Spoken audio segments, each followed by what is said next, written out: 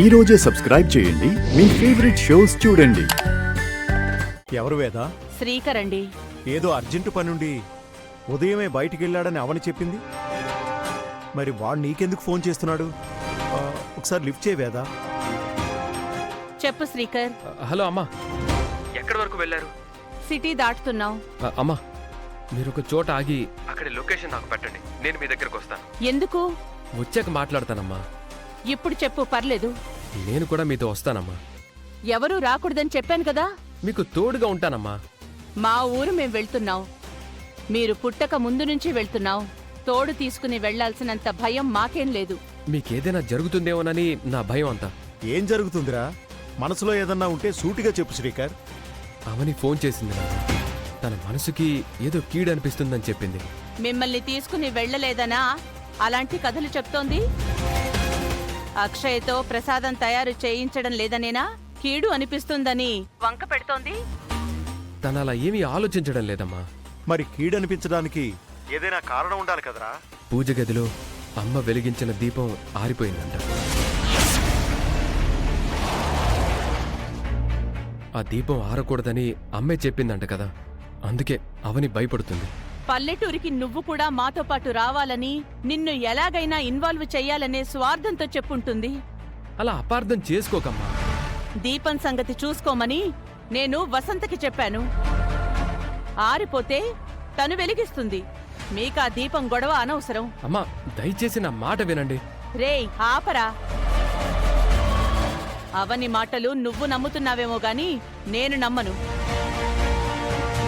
నువ్వు మాతో పాటు రావాల్సిన అవసరం లేదు. మేం వెళ్తున్నాం. అమ్మా, ఒకవేళ అవని చెప్పింది నిజమైతే? అది నిజాలను దాచే మనిషి, బయట పెట్టే మనిషి కాదు. వెళ్దాం పదండి.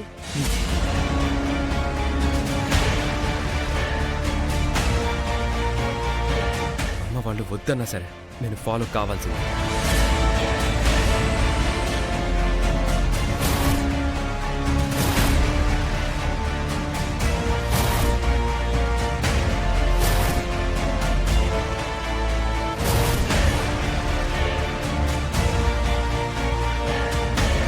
నిహారిక చెప్పిన కార్ నెంబర్ ఇదే. పెద్దోళ్ళు ఇందులోనే ఉన్నారు.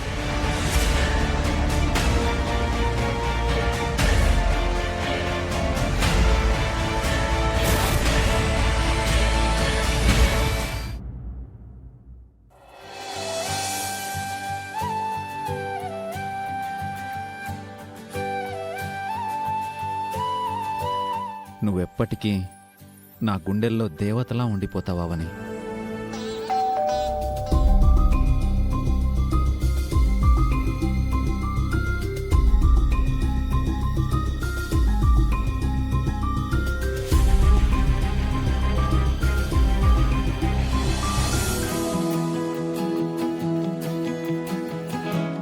అవునే, what a sudden surprise. Come come please. కూర్చో కూర్చో ప్లీజ్.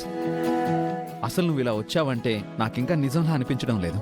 రాకూడదా ఏంటి? ఎందుకు రాకూడదు? నువ్వు మా ఇంటికి ఎప్పుడైనా రావచ్చు. మంచి అకేషన్ చూసి నన్ను మీ ఇంటికి ఇన్వైట్ చేస్తానన్నావు కదా, ఇంతలోనే నేను తొందరపడి వచ్చేసానేమోనని అనుకుంటున్నాను. No, nothing like that. నువ్వు రావడం ఎంతో ఆనందంగా ఉంది. టు బీ ఫ్రాంక్, నా ఇల్లు ధన్యమైపోయింది. ఇల్లు ధన్యం అయిపోవడానికి నేనేం దేవతని కాదు Satya. I'm just your friend. నా దృష్టిలో నువ్వు దేవతవే. మనసులో ఏదో అనుకుంటున్నట్టున్నా? ఏం లేదు. కళ్ళు చెప్తున్నాయి. ఏం లేదు, నిజం ఏం లేదు. సత్య అబద్ధాలు కూడా చెప్తాడా? అవని, కాఫీ, టీ, కూల్ డ్రింక్. అమ్మ బయటికి వెళ్ళింది, నేను కలిపి తీసుకొస్తానులే. No problem. అరే, నువ్వెందుకు అంత కష్టపడతావు? నీ వైఫ్ ఉంది కదా, తను చేస్తుంది.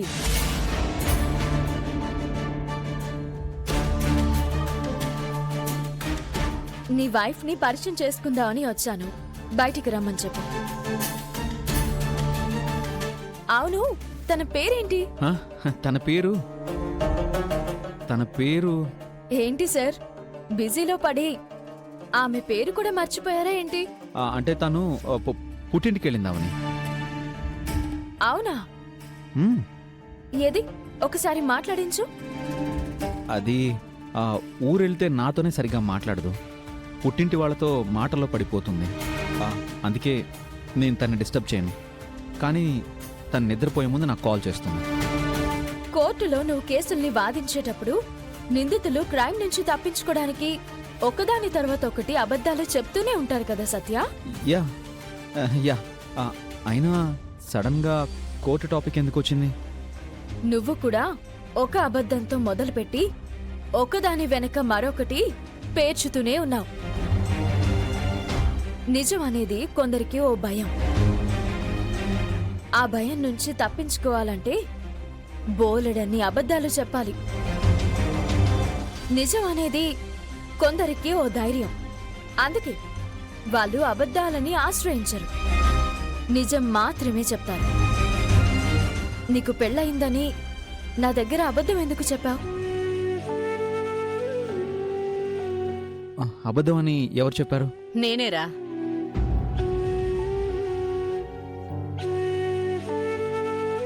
ఎందుకు చెప్పావని గొడవ పడకు. నేను పూజారి గారితో మాట్లాడుతుంటే అవని వినేసింది. గుడిలో దేవుడు ముందు అవని నిలదీసేసరికి నిజాలని చెప్పాల్సొచ్చింది. సారీరా. మంచి పని చేశారు. సారీ ఎందుకు చెప్తున్నారు? ఈ విషయాలు నీ దగ్గర ఎప్పుడూ చెప్పొద్దని నా దగ్గర మాట తీసుకున్నాడమ్మా. మాట తప్పాను కదమ్మా, అందుకే సారీ చెప్తున్నాను. ఇది చిన్న విషయం కాదు. నా దగ్గర అబద్ధం చెప్పినంత మాత్రాన బయటపడకుండా ఉంటాయా చెప్పు? కాలేజీలో నిన్ను ఇష్టపడడం, ఆ ఇష్టం ప్రేమగా మారడం, ఆ ప్రేమను నేను పెళ్లి వరకు తీసుకెళ్ళాలి అనుకోవడం కరెక్టే అవని. కానీ నేను నా మనసులోని మాటల్ని నీ దగ్గర బయట పెట్టడానికి ఆలస్యం అయిపోయింది. నీతో జీవితాంతం నడుద్దాం అనుకున్నాను. నువ్వు శ్రీకర్తో 7 అడుగులు వేశావని తెలిసిన తరువాత అబద్ధం చెప్పాల్సి వచ్చింది. ఆ అబద్ధం చెప్పినందుకు ఐఎమ్ రియల్లీ సారీ. అప్పుడు అయిందేదో అయింది. ఇప్పుడు నువ్వు పెళ్లి చేసుకోకుండా ఉండాల్సిన అవసరం లేదు. చాలామంది ప్రేమిస్తారు, కానీ అందరూ ప్రేమలో విజయం సాధించలేరు. అందుకే ప్రేమించిన అమ్మాయిని ఆరాధించుకుంటూ ఒంటరిగా మిగిలిపోతారు. నేను కూడా ఆ విధంగా నిర్ణయించుకున్నాను. దీనివల్ల నీకు ఎలాంటి ఇబ్బంది రాదు. It's my promise. సత్య, నా వలన నువ్వేదైనా ఇబ్బంది పడుంటే ఐఎమ్ రియల్లీ వెరీ సారీ.